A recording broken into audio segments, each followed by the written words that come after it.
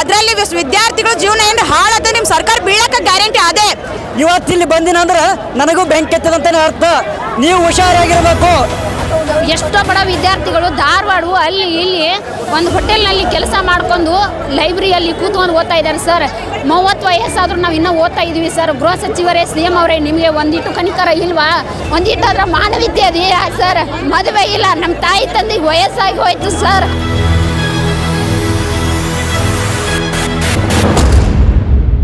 Sir, ನನ್ನ ಹೆಸರು ಶಾರದಾ ಅಂತ. ನೀವೇನು ಹೇಳಿ ಸರ್, ನನ್ನ ಸರ್ಕಾರ ಬರಲಿ 33 ಮಾಡ್ತೀನಿ ಅಂದಿದ್ರ. ಆ 33 ಮಾಡೋದು ಎಲ್ಲಿ ಸರ್? ನಿಮ್ಮ ಮಕ್ಕಳಾದ್ರೆ ಫಾರಿನ್, ಅಮೆರಿಕಾ, ದುಬೈ ದಾಟಿ ಕಳಿಸ್ತೀರಿ. ಬಡವ್ರ ಮಕ್ಳಿಗೆ ಗೊತ್ತಿಲ್ಲ ನಿಮ್ಗೆ ಏನ್ರಿ? ದಿನಕ್ಕೂ ಸುಳ್ಳು ಭರವಸೆ ಕೊಡ್ತೀರಿ, ಸುಳ್ಳು ಹೇಳಿ ಕೇಳ್ತೀರಿ. ನಿಮ್ಗೇನ ಮಾನ ಮನುಷ್ಯತ್ವ ಏನಾದ್ರು ಐತಾ? ನೀವೇನು ಹೇಳಿದ್ರಿ? ನಾವು ಮೈಸೂರಾಗ ಬಂದಿದ್ದು 4 ಸಾರಿ. ಅದೇ ನಿಮ್ಮ ತವರೂರಾದ ಚಾಮುಂಡೇಶ್ವರಿ ಬೆಟ್ಟದಾಗ ಏನು ಹೇಳಿದ್ರಿ ಸರ್? ಟ್ರೀಟ್ ಏನ್ ಮಾಡಿದ್ರಿ ನೀವು? ನನ್ನ ಸರ್ಕಾರ ಬರಲಿ ಒಂದೈತೆ ಆಲ್ರೆಡಿ ಸರ್ಕಾರ ನಿಮ್ದು. ಮಾತು ಕೊಟ್ಟು ಭರವಸೆ ಉಳಿಸ್ಕೋರಿ. ನಿಮಗೆ ಮಾತು ಕೊಟ್ಟು ಉಳಿಸ್ಕೊಂಡ ಸರ್ಕಾರ ಇರುತ್ತೆ. ಇಲ್ಲಾಂದ್ರೆ ಇನ್ನು 2 ವರ್ಷ ಅಷ್ಟೇ ಐತಿ ನಿಮ್ದು ಇನ್ನೊಂದು ಬಾಕಿ. ಅದರಲ್ಲಿ ವಿದ್ಯಾರ್ಥಿಗಳು ಜೀವನ ಏನು ಹಾಳಾದ ನಿಮ್ಮ ಸರ್ಕಾರ ಬೀಳಕ್ಕೆ ಗ್ಯಾರಂಟಿ ಅದೇ. ಇನ್ನೊಂದು ಏನು ಗೊತ್ತೇನ್ರಿ? ಹೋಮ್ ಮಿನಿಸ್ಟರ್ CM ಕೇಳ್ತಿಲ್ಲ, CM ಹೋಮ್ ಮಿನಿಸ್ಟರ್ ಕೇಳ್ತಿಲ್ಲ. ಇದಂತ ಸರ್ಕಾರನೇ ಇದು. ಕಿತ್ತೋಗಿಬೇಕಂತ ಸರ್ಕಾರ. ನೋಡ್ರಿ, ಬಡ ಮಕ್ಳು ಎಷ್ಟು ಜನ ಬಂದಾರ. ನಾವು ಹೆಣ್ಮಕ್ಳ ಬೀದಿಗಳಿದ್ದೇವೆ. ನಿಮ್ಗೇನು ಮಾನ ಮನುಷ್ಯತ್ವ ಏನಾದ್ರು ಐತಾ? ಚಾಮುಂಡೇಶ್ವರಿ ಬೆಟ್ಟದಾಗ ಏನು ಹೇಳಿದ್ರಿ? ನಾವು ಸ್ಟ್ರೈಕ್ ಮಾಡಿದಿನ ಏನಂದ್ರಿ ನೀವು?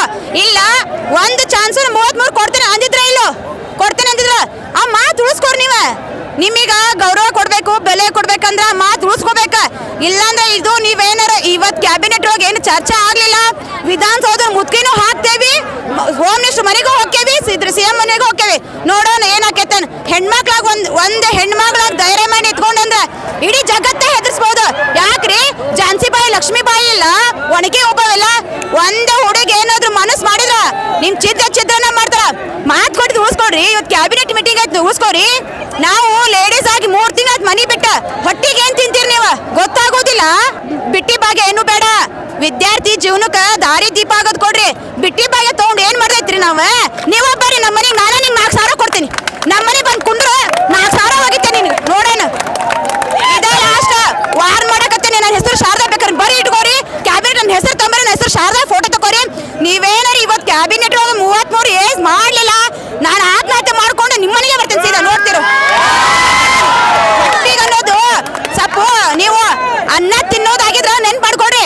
ಇಷ್ಟು ಜನ ಹೆಣ್ಮಕ್ಳು ಬಂದ್ರ ಯಾರು ಕಳಿಸ್ತಾರ ಈ ಮನೆಯಿಂದ ಹೊರಗೆ? ಅಲ್ರಿ, ಈ ಹುಡುಗ ನಿನ್ನೆ ದಾಡ್ದಾಗ ಉರ್ಲಾಕ ಸೊತ್ತಾನ. ಯಾಕಂದ್ರೆ ನಿಮ್ಗೂ ಗೊತ್ತೈತಿ,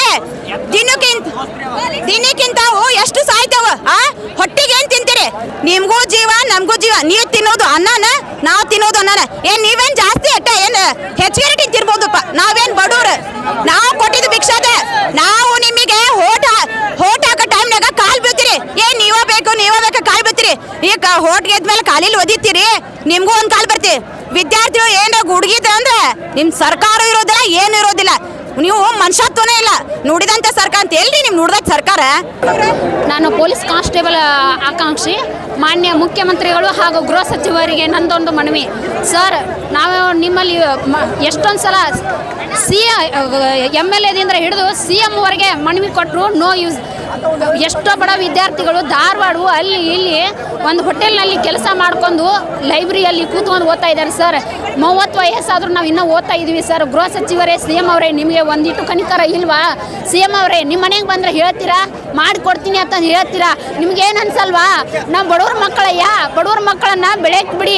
ನಿಮ್ಮ ಮಕ್ಕಳನ್ನು ಒಂದೊಂದು ಎಲೆಕ್ಷನ್ ನಿಲ್ಲಿಸಿ CM, MLA, MP, ಮಿನಿಸ್ಟರ್ಗಳ ತನ ಒಂದು ಅವಕಾಶ ಕೊಡ್ತೀರಾ? ನಾವು ಬಡವ್ರ ಮಕ್ಕಳಯ್ಯ PC ಆಗಬೇಕಂತ ಹಗಲು ರಾತ್ರಿ ಕಷ್ಟಪಟ್ಟು ಓದ್ತಾ ಇದ್ದೀವಿ. ನಾವೇನು UPSC ಓದಬೇಕಂತ ಕನಸ್ಕೊಂಡಿಲ್ಲ. ಬಡವ್ರ ಮಕ್ಕಳು ಒಂದು PC ಸಂಬಂಧ ಓದ್ತಾ ಇದ್ದೀವಿ. ಗೃಹ ಸಚಿವರು ಮನೆಗೆ ಬಂದರೆ ಹೇಳ್ತೀರಾ ನೀವು? ಆಮೇಲೆ ಭೇಟಿ ಆಗ್ತೀನಿ. ಮನೆ ಮುಂದೆ ಬಂದರೆ ಹೇಳ್ತೀರಾ? 200 ಮೀಟ್ರ್ ಬಿಟ್ಟು ಮನೆ ಮುಂದೆ ಬಂದರೆ ಒದ್ದು ಹೊರಗೆ ಹಾಕ್ತೀನಿ ಅಂತ ಹೇಳ್ತೀರಾ? ಮೀಡಿಯಾ ಮುಂದೆ ಹೇಳ್ತೀರಾ? ಏನಂತೀರಾ? ನನ್ನ ಭೇಟಿಗೆ ಬಂದಿದ್ದಾರೆ, ಅವ್ರನ್ನ ಒಳಗಡೆ ಬಿಡಿ ಅಂತೀರಾ? ಗೃಹ ಸಚಿವರೇ, ನಿಮಗೇನು ಅನ್ಸಲ್ವಾ? ನಾವು ಹೆಣ್ಮಕ್ಳು ಬೀದಿಗೆ ಬಂದೀವಿ. ಮನೆಗೆ ಬಂದರೆ ನಮಗೆ ಬೆಲೆನೇ ಇಲ್ಲ. CM ಅವರೇ, ನೀವು ಕೂಡ ಅಷ್ಟೇ. ಕಾವೇರಿ ನಿವಾಸ ಬಂದರೆ ಏನು ಹೇಳ್ತೀರಿ ಗೊತ್ತಾ? ಎಲ್ಲರ ಮುಂದೆ ಮೀಡಿಯಾ ಮುಂದೆ ಹೇಳೋದು ಬರಲಿ ಮಾತಾಡಲಿ ಅಂತಂದು ಹೇಳ್ತೀರಿ.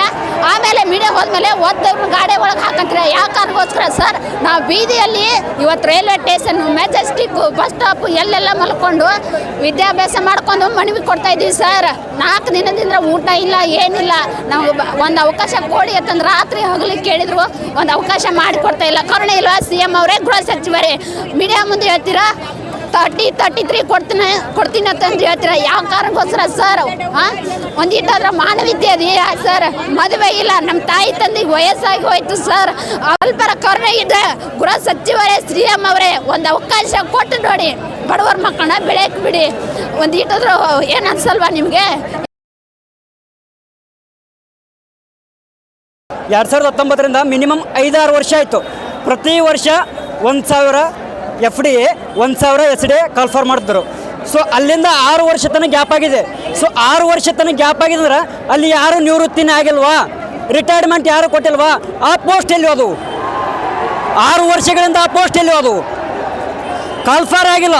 ನೀವು ಬಿಡಬೇಕಾದ್ರೆ 100, 200 ಏನು ಮಾಡ್ತಾರೆ ಸರ್? ನಮ್ಮದು ಹಣಕಾಸು ಇಲಾಖೆಯಲ್ಲಿ ದುಡ್ಡಿಲ್ಲ ಅಂತ. ಫಿಸಿಕಲ್ ಡೆಫಿಸಿಟ್ ಇದೆ ಸರ್ ನಮ್ಮದು. 3 ಒಳಗಿದೆಯಲ್ಲ ಸರ್ ಫಿಸಿಕಲ್ ಡೆಫಿಸಿಟ್ ಚೆನ್ನಾಗಿದೆ ಅಂದರೆ ನಮ್ಮಲ್ಲಿ ಹಣಕಾಸು ಇದೆ ಅಂತಲೇ ಅರ್ಥ. ಸುಮಾರು 15 ವರ್ಷಗಳಿಂದ ಕೋಆಪರೇಟಿವ್ ಆಡಿಟರ್, ಸಹಕಾರ ಸಂಘಗಳ ಲೆಕ್ಕ ನಿರೀಕ್ಷಕಾಧಿಕಾರಿಗಳು 15 ವರ್ಷಗಳಿಂದ ಕಾಲ್ಫರ್ ಆಗಿಲ್ಲ KPH ಒಳಗಡೆ. ಇದನ್ನು ಭರ್ತಿ ಮಾಡ್ಬೇಕಂತ ತಮ್ಮಲ್ಲಿ ಮನವಿ ಮಾಡ್ತೀನಿ. ಇನ್ನೊಂದು PC ವಯೋಮಿತಿ ಹೆಚ್ಚಿಸಬೇಕು. PC ವಯೋಮಿತಿ ಮೊದಲನೇ ಬಾರಿ PC ವಯೋಮಿತಿ ಹೆಚ್ಚಿಸಿದಿರಿ, ಆದರೆ ಅದು ಉಪಯೋಗಕ್ಕೆ ಬರಲಿಲ್ಲ. ಕಾರಣ ಅಧಿಸೂಚನೆ ಹೊರಡಿಸಿಲ್ಲ. ನೀವು ಅಧಿಸೂಚನೆ ಹೊರಡಿಸಿದರೆ ಮಾತ್ರ ಅದು ಉಪಯೋಗಕ್ಕೆ ಬರುತ್ತೆ. 1.5 ವರ್ಷದಿಂದ ಇನ್ನೂ TTನೇ ಕರೆದಿಲ್ಲ. ಇಂಥ ಸಮಸ್ಯೆಗಳು ನೂರಾರು. ನಾವು ಸೈಲೆಂಟಾಗಿ ಲೈಬ್ರರಿ ಒಳಗೆ ಕುಂತ್ಕೊಂತು ಓದುವಂಥ ವ್ಯಕ್ತಿ. ನೀವು ನೋಡಿದ್ರೆ ಗೊತ್ತಾಗುತ್ತೆ. ನಾನು ನೋಡಿದ್ರೆ ಇವತ್ತಿಲ್ಲಿ ಬಂದಿನ ಅಂದ್ರೆ ನನಗೂ ಬೆಂಕಿ ಎತ್ತದಂತಲೇ ಅರ್ಥ. ನೀವು ಹುಷಾರಾಗಿರಬೇಕು. ಮಲ್ಲಣ್ಣ ಯಾದಗಿರಿ ಅಂತೇಳಿ ನಮ್ಮ ಹೆಸರು. ಮಾನ್ಯ ಶಿಕ್ಷಣ ಸಚಿವರಾದಂತಹ ಮಧು ಬಂಗಾರಪ್ಪ ಸರ್ ಮಾಧ್ಯಮದ ಮುಖಾಂತರ ಸ್ಟೇಟ್ಮೆಂಟ್ ಒಂದ್ಸತಿ 5,000 ಮಾಡ್ತೀನಿ ಅಂತಾರೆ, ಒಂದ್ಸರಿ 10,000 ಮಾಡ್ತೀನಿ ಅಂತಾರೆ, ಒಂದ್ಸತಿ 20,000 ಮಾಡ್ತೀನಿ ಅಂತಾರೆ. ಇದ್ರ ಜೊತೆಲೆ ಪೊಲೀಸ್ ಡಿಪಾರ್ಟ್ಮೆಂಟ್ ಅಲ್ಲಿ PC ವಯೋಮಿತಿ ಮತ್ತೆ ಪೊಲೀಸ್ ಕಾನ್ಸ್ಟೇಬಲ್ ನೋಟಿಫಿಕೇಶನ್ ಮಾಡ್ತೀನಿ ಅಂತ ಅತಿ ಶೀಘ್ರ ಅಂತ ಹೇಳಿ ಕಳೆದ 2.5 ವರ್ಷದಿಂದ ಮಾನ್ಯ ಗೃಹ ಸಚಿವರು ಹೇಳಿದ್ದಾರೆ.